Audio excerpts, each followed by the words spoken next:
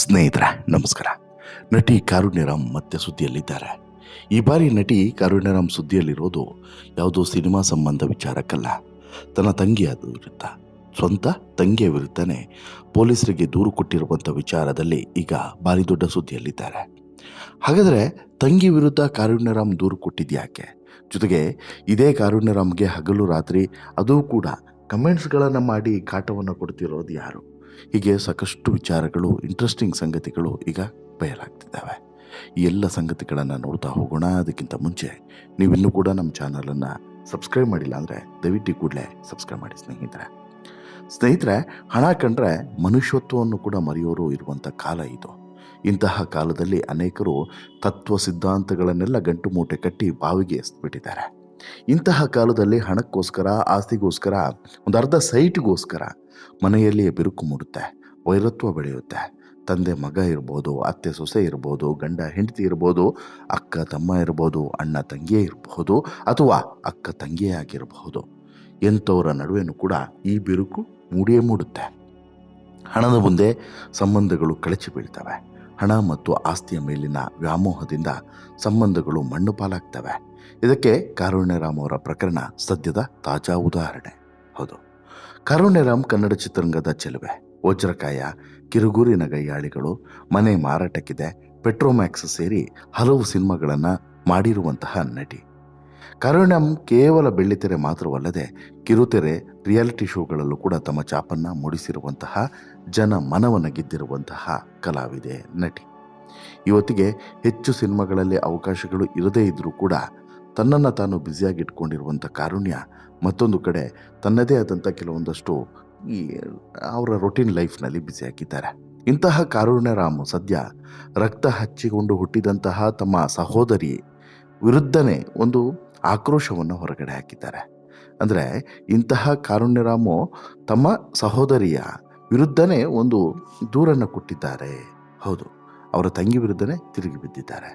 Police ಠಾಣೆಯ ಮೆಟ್ಟಿಲನ್ನೇ ಏರಿದ್ದಾರೆ. ಆಶ್ಚರ್ಯ ಆದರೂ ಕೂಡ ಇದು ನಿಜ.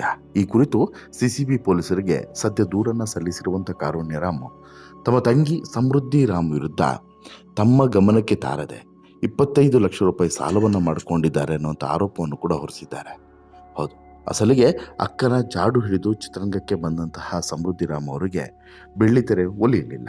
ಈ ಹಿನ್ನೆಲೆಯಲ್ಲಿ ಕಿರುತೆರೆಯತ್ತ ಮುಖ ಮಾಡಿದಂಥ ಸಮೃದ್ಧಿ ಒಂದೂರಲ್ಲಿ ರಾಜಾರಾಣಿ ಧಾರಾವಾಹಿಯಲ್ಲಿ ಶಿವಾನಿ ಪಾತ್ರದಲ್ಲಿ ಕಾಣಿಸಿಕೊಳ್ಳೋದ್ರ ಮೂಲಕ ತಮ್ಮ ಕನಸಿನ ಯಾನವನ್ನು ಶುರು ಮಾಡ್ತಾರೆ. ಆ ನಂತರದ ಒಂದೊಂದು ಪಾತ್ರಗಳು ಕೂಡ ವಿಶೇಷವಾಗಿದ್ದೆ. ಖಳನಾಯಕಿಯಾಗಿ ಬದಲಾದಂಥ ಸಮೃದ್ಧಿ ಕಲರ್ಸ್ ಕನ್ನಡದಲ್ಲಿ ಪ್ರಸಾರವಾಗ್ತಿದ್ದಂತಹ ಮನೆ ದೇವರು ಧಾರಾವಾಹಿಯಲ್ಲಿ ನಾಯಕಿ ಜಾನಕಿ ಚಿಕ್ಕಮ್ಮನ ಮಗಳ ಪ್ರೀತಿ ಆಗಿ ಕಾಣಿಸ್ಕೊಳ್ತಾರೆ. ಕಿರುತೆರೆ ವೀಕ್ಷಕರ ಮನವನ್ನು ಸೆಳೆಯೋದ್ರಲ್ಲೂ ಕೂಡ ಯಶಸ್ವಿ ಆಗ್ತಾರೆ. ಆದರೂ ಕೂಡ ಇದಾದ ನಂತರ ಕಿರುತೆರೆಗೆ ಗುಡ್ ಬೈ ಹೇಳಿದಂಥ ಸಮೃದ್ಧಿ ಮೇಕಪ್ ಆರ್ಟಿಸ್ಟ್ ಆಗಿ ಗುರುತಿಸ್ಕೊಳ್ತಾರೆ. ಅಕ್ಕನ ಸಹಕಾರ ಮತ್ತು ಸಹಯೋಗದಿಂದ ಬ್ಯೂಟಿ ಕೂಡ ಶುರು ಮಾಡ್ತಾರೆ. ಆದರೆ ದುರಾದೃಷ್ಟವಶಾತ್ ಇವರ ಈ ಪ್ರಯತ್ನಕ್ಕೆ ಫಲ ಸಿಕ್ಕಿರಲಿಲ್ಲ, ಬದಲಿಗೆ ನಷ್ಟ ಆಗುತ್ತೆ. ಆದರೆ ಸಮೃದ್ಧಿ ಇಷ್ಟಕ್ಕೆ ಸುಮ್ಮನೆ ಕೊಡಲಿಲ್ಲ, ಮತ್ತೊಂದು ತಪ್ಪನ್ನು ಮಾಡ್ತಾರೆ. ಕಾರುಣ್ಯರಾಮ್ ತಮ್ಮ ದೂರಿನಲ್ಲಿ ಉಲ್ಲೇಖ ಮಾಡಿರುವಂತೆ ವ್ಯಾಪಾರದಲ್ಲಿ ನಷ್ಟವಾದಂತಹ ನಂತರ ಸಮೃದ್ಧಿ ಬೆಟ್ಟಿಂಗ್ ಆಡಿ ಒಂದೆರಡಲ್ಲ ಬರೋಬ್ಬರಿ 25 ಲಕ್ಷ ಹಣವನ್ನು ಕಳೆದುಕೊಂಡಿದ್ದಾರೆ. ಮನೆಯಲ್ಲಿದ್ದಂಥ ಚಿನ್ನ ಮತ್ತು ಹಣವನ್ನು ಕೂಡ ಕಾರುಣ್ಯರಾಮ್ ಅವರಿಗೆ ಗೊತ್ತಿಲ್ಲದಂತೆ ಉಪಯೋಗಿಸಿದ್ದಾರೆ. ಇದು ಸಾಲದು ಅನ್ನೋ ರೀತಿಯಲ್ಲಿ ಬೇರೆಯವರ ಬಳಿ ಸಮೃದ್ಧಿ ಸಾಲವನ್ನು ಮಾಡಿಕೊಂಡಿದ್ದಾರೆ ಅನ್ನುವಂಥ ವಿಚಾರವನ್ನು ಕೂಡ ಇಲ್ಲಿ ಉಲ್ಲೇಖ ಮಾಡಿದ್ದಾರೆ. ಆದರೆ ಬೆಕ್ಕು ಕಣ್ಮುಚ್ಕೊಂಡು ಹಾಲು ಕುಡಿದ್ರೆ ಗೊತ್ತಾಗದೆ ಇರುತ್ತಾ? ಸಾಲಗಾರರು ಮನೆಗೆ ಬಂದು ಹಣ ಕೊಡಿ ಅಂತ ಹೇಳ್ಬಿಟ್ಟು ಪೀಡಿಸೋದಕ್ಕೆ ಶುರು ಮಾಡಿದ ಬಳಿಕ ಕಾರುಣ್ಯರಾಮ್ ಅವರಿಗೆ ಈ ವಿಚಾರ ಗೊತ್ತಾಗಿದೆ. ನಂತರ ತಂಗಿಗೆ ಪ್ರಶ್ನೆಯನ್ನ ಮಾಡಿದ್ದಾರೆ. ಆಗ ಸಮೃದ್ಧಿ ಮನೆ ಬಿಟ್ಟು ಹೋಗ್ತಾರೆ. ಸದ್ಯ ಸಾಲಗಾರರು ಕಾರುಣ್ಯರಾಮ್ ಅವರ ಬೆನ್ನನ್ನು ಹತ್ತಿದ್ದಾರೆ. ಮನೆ ಮುಂದೆ ಬಂದು ಗಲಾಟೆಯನ್ನು ಮಾಡ್ತಾ ಇದ್ದಾರೆ. ಕಾರುಣ್ಯ ಸೋಷಿಯಲ್ ಮೀಡಿಯಾದಲ್ಲಿ ಯಾವುದೇ ಪೋಸ್ಟನ್ನು ಹಾಕಿದ್ರೆ ಕೆಲವರು ಅಲ್ಲಿ ಬಂದು ಅಶ್ಲೀಲವಾಗಿ ಕಮೆಂಟ್ಗಳನ್ನು ಮಾಡ್ತಿದ್ದಾರೆ. ಅವಾರ್ಡ್ ಫಾರ್ ಚೀಟರ್ಸ್ ಅಂತೇಳ ಕೆಟ್ಟದಾಗಿ ಕಮೆಂಟ್ಸನ್ನು ಮಾಡ್ತಾ ಇದ್ದಾರೆ. ಹೀಗಾಗಿ ತಮ್ಮ ದೂರಿನಲ್ಲಿ ಈ ವಿಚಾರವನ್ನು ಉಲ್ಲೇಖ ಮಾಡಿರುವಂಥ ಕಾರುಣ್ಯ ರಾಜರಾಜೇಶ್ವರ ನಗರ ಪೊಲೀಸ್ ಠಾಣೆಯಲ್ಲಿ ದೂರನ್ನು ದಾಖಲಿಸಿದ್ದಾರೆ. ತಮ್ಮ ತಂಗಿ ಸಮೃದ್ಧಿಯವರನ್ನು ಒಳಗೊಂಡಂತೆ ಪ್ರತಿಭಾ, ರಕ್ಷಿತ್, ಪ್ರಜ್ವಲ್, ಸಾಗರ್, ಸಮೃದ್ಧಿ ವಿರುದ್ಧ ದೂರನ್ನು ಕೊಟ್ಟಿದ್ದಾರೆ. ಸದ್ಯ ದೂರನ್ನು ದಾಖಲಿಸಿಕೊಂಡಿರುವಂಥ ಪೊಲೀಸರು ಪ್ರಕರಣದ ತನಿಖೆಯನ್ನು ನಡೆಸ್ತಾ ಇದ್ದಾರೆ. ಜೊತೆಗೆ ಇಲ್ಲಿ ಏನಾಗಿದೆ ಅನ್ನೋದ್ರ ಬಗ್ಗೆನೂ ಕೂಡ ವಿಚಾರಣೆಯನ್ನು ನಡೆಸ್ತಿದ್ದಾರೆ. ಪ್ರಮುಖವಾಗಿ ಬೆಟ್ಟಿಂಗ್ ಬಗ್ಗೆನೂ ಕೂಡ ವಿಚಾರಣೆ ನಡಿಬೇಕಾಗಿದೆ. ಹೀಗಾಗಿ ಈ ಪ್ರಕರಣ ಈಗ ಭಾರಿ ಕುತೂಹಲವನ್ನಂತೂ ಕೆರಳಿಸಿರೋದು ಸತ್ಯ. ಇನ್ನು ಈ ವಿಚಾರವನ್ನು ಸಮೃದ್ಧಿ ಬಳಿ ಕೇಳಿದರೂ ಕೂಡ ಆಕೆ ಸರಿಯಾಗಿ ಏನೂ ಕೂಡ ಉತ್ತರವನ್ನು ಕೊಡ್ತಾ ಇಲ್ಲ ಅನ್ನೋದು ಕೂಡ ಗೊತ್ತಾಗಿದೆ.